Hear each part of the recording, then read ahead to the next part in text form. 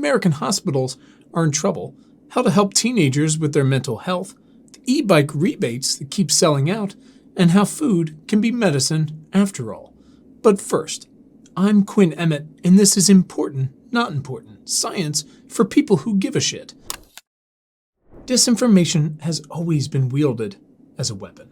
Let's look at some more recent examples. SARS-CoV-2's infection fatality rate, that's the virus that causes COVID sometimes, even when we were completely unprotected, is less than half of what SARS-CoV-1 was that hit Asia in 2003 and 4.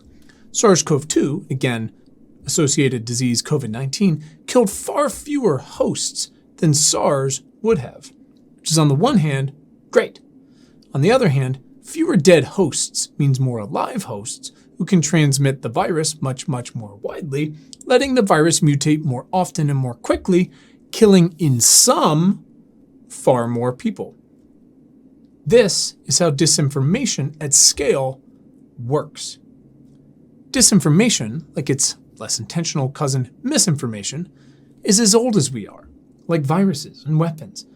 But technological progress has scaled language. It's made disinformation's scale and impacts considerably more devastating. Thankfully, the most powerful weapons have actually been used relatively less over time because of ideas like mutually assured destruction, which is the ultimate fuck around and find out scenario for everyone. And thankfully, viral pandemics like COVID don't happen very often, even if we're definitely due for more. And yet, in the 20th and 21st centuries, disinformation around weapons and viruses has still cost millions of lives. In all cases, the self-awareness to understand the part we play, a species constantly seeking out what we each want instead of what we all need, is absolutely necessary. The internet can be a vessel for incredible things, for deep, terrifying, hateful things. The internet has empowered and uplifted billions. The internet has helped us express ourselves in ways we could have never imagined, to audiences larger than some entire countries, helping the world normalize a beautiful collage of human and civil rights. And sometimes when we're brave enough to share all of that, the internet has helped us map our continents and oceans, map genomes in red-lined city blocks. It has helped us find love in unexpected places and reduced our contact with one another. It has helped put very big numbers in context, like our maternal health outcomes suck compared to other industrialized countries, and strategically supply news outlets with big numbers with very little context at all, like vaccine side effects. It's disinformation at its finest. The internet has helped us more efficiently and comprehensively count ourselves, and then more efficiently decide who counts and who doesn't, so we can more efficiently marginalize more people out of voting rights and mortgages and into prisons and unwanted pregnancies. We have always wanted the internet to exist as a better, more informed version of ourselves and our existing groups, to most comprehensively imprint and expand on our beliefs, to comfort us with our fears, to market our wares with less effort and more return on investment. We want it to be everything because we need it to be everything, and overall, it can be. Throughout human history, we've always designed incentives to help us, to help other people, to get, especially ourselves, to get what we want. On the one hand, we want to believe we're in the right, that we can trust each other, and that the arc of history just bends towards progress. And in a lot of ways, we have done that. But on the other, how can we believe any of those, much less all those, after all this time, when every synthetic, calculated embodiment of who we are has said the opposite?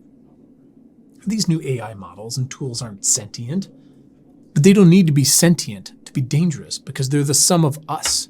I mean, just days ago, we heralded new Bing with a press conference. It was underpinned by a historic and unlikely alliance between Microsoft and OpenAI. And we celebrated its swag and confidence. And then, literally days later, new Bing started attacking people's marriages, indiscriminately yelling at other people, generally questioning its own existence. And I mean, I gotta tell you, if that doesn't sound like the internet on a typical Wednesday, you're in a different timeline. Congratulations. And yet we still believe. We believe what the simple Google search box gives us, even though it says ad under every link, because we want self-affirmation, because we want that, when what we need is facts.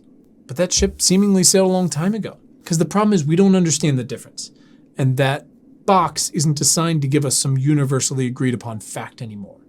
It is explicitly designed now to give us what we're looking for based on all of our prior information, and the question we type, assisted by autocomplete, is just one very small part of what we're looking for. It's like the Spice Girls, right? The box is saying, tell me what you want, what you really, really want. When there's clear danger of theft, we argue who's responsible for the content delivered to us over these tools and networks, right? The person who made the content or the delivery system that enabled us all to see it. And that's a really, really important question. But what we really need to ask is, what do we really want out of this, out of these tools? How are they different? Search is not chat, and chat is not search. I mean, for now. We want to believe there's a person on the other side of this chat interface or helping us with our code. But that's exactly the problem. And it's been this way for a very long time. We invented gods, and we told stories to bring us comfort and companionship. For thousands of years, we've believed we can kneel on the ground and talk to a supreme being who will give us answers, who will actually help us in our time of need. Jump to 1997, we named one of those new gods Ask Jeeves, and then Yahoo, and then Google. I mean, our want is right in front of our faces as we defend our choice to fight the flu with homeopathic bullshit, right? Because we say, well, Google says X. Google doesn't say shit about shit, except everything we've told it to say, leveraged for profit to within an inch of its useful life. The problem is we continue to think and base our decisions on the fact that we think it's something different. That's an incredibly profitable business to be in when a company controls not only all your data history and the algorithms that mine it, and the marketplace where other companies can bid to be first in line to be exactly what you're looking for. Facts be damned. Print money. Now imagine the Google search box, but entirely, eerily, fluidly, compellingly conversational, personable even. Who, on the surface, seems entirely trustworthy, but who has zero interest in actually understanding any of the concepts you're asking about, and exists solely to supply the next word in the answer you're looking for, and is doing so in a way it believes is the most human-like, which again, complicated, and it's based on everything we have ever submitted to be human-like. That we have built this tool on top of decades and, scanned properly centuries of user-generated content already is astounding. It is super cool. I'm all for search. I'm all for chatbots. I fucking love new tools. It is essential that we continue to innovate, to design tools that help us use far fewer resources, that reduce our administrative burden, that uplift more people, that make children safe. We want to feel safe. We need to expand on what that means. We want to feel seen. What does that mean?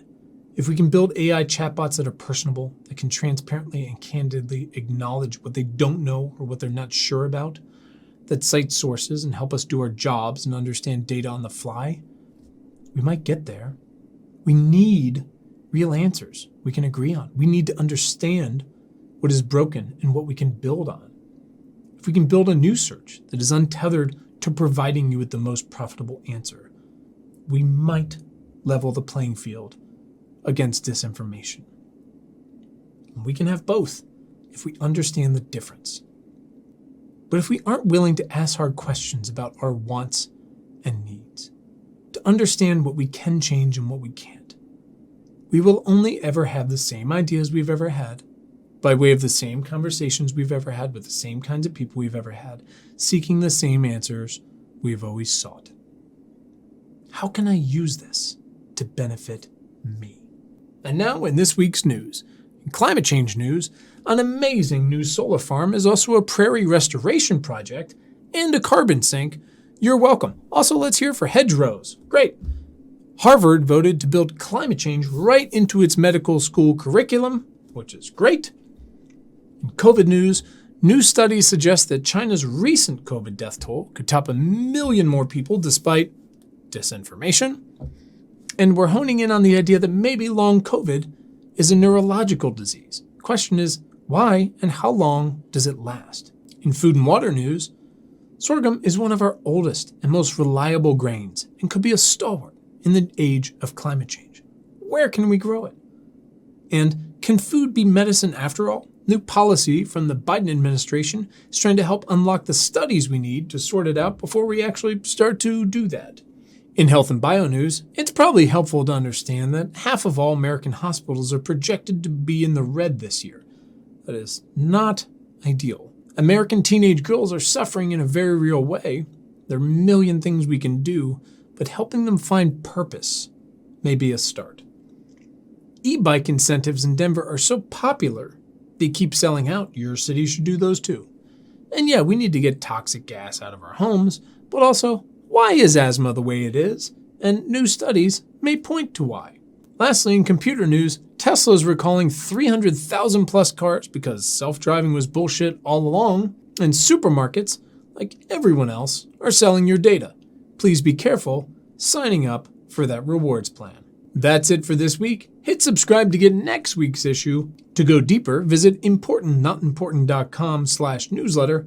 Thanks for being a part of our community, and thanks for giving a shit. Have a great weekend.